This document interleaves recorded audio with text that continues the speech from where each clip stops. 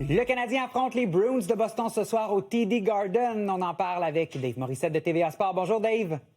Allô Simon. Alors on va tenter de faire oublier le match un petit peu plus tôt cette semaine, le match de jeudi soir, la défaite. Les détails. Martin Saint-Louis en parle presque à chaque conférence de presse.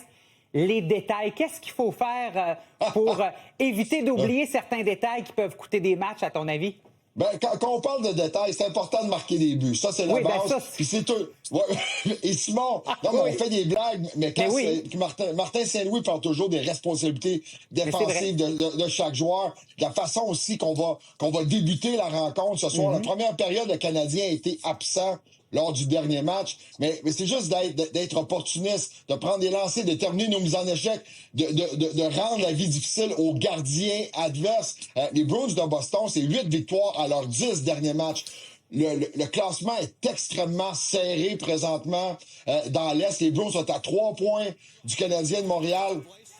Donc, tu sais, c'est un match pour moi ce soir. C'est un match de série contre les Bruins de Boston. Les Bruins de Boston veulent absolument vaincre le Canadien, avoir la meilleure position possible en série. Et comme je le disais, c'est deux équipes qui pourraient possiblement s'affronter dès le premier tour.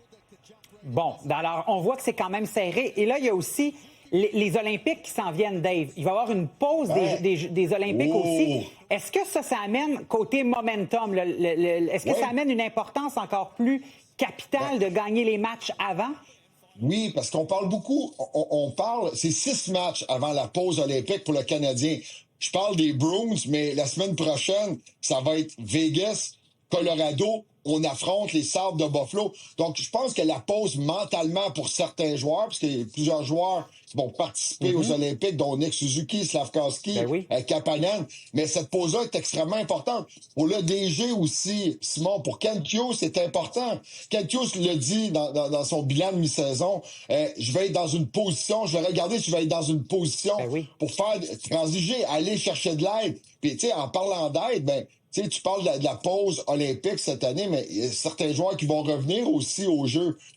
On a eu Kirby Dach. Est-ce que Kirby Dach sera sur le premier trio ce soir? Patrick Laine, on n'a pas le droit d'en parler, pas le droit de nommer son nom. C'est comme s'il n'existait pas. Pas certain qu'on veut qu'il joue présentement, mais c'est le fun de voir qu'il y a de la compétition à l'interne. Mais pour répondre à ta question, oui, la pause olympique, je pense que les joueurs ont encerclé le 6 matchs avant la pause olympique. C'est quand même plus de 2 semaines de pause pour les joueurs, de congé. Donc, c'est dans une saison aussi condensée, ça peut être très bénéfique.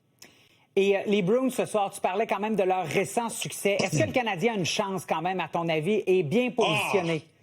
Simon, le Canadien a une chance à tous les matchs. Présentement, c'est que les Bruins, et je te le disais, les Bruins de Boston, c'est 8 victoires à leurs 10 derniers... 10 derniers matchs.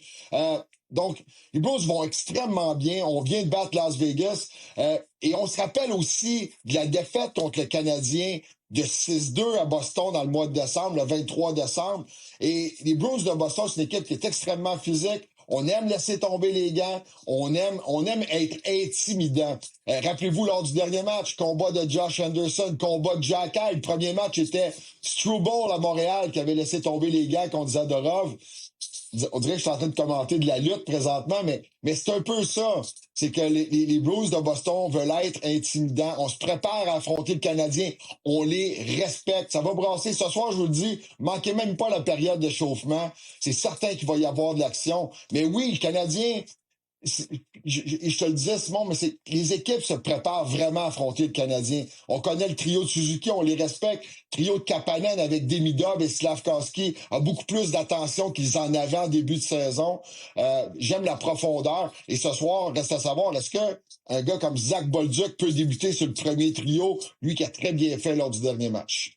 Alors, on suit ce soir, dès la période d'échauffement, ça risque d'être intéressant, le match à 19h et surtout, l'après-match, on me dit une émission grandiose après le match du CH. Merci de le mentionner, Simon. On vous attend ce soir. Salut Dave, bonne soirée, bon match. Merci, bon match.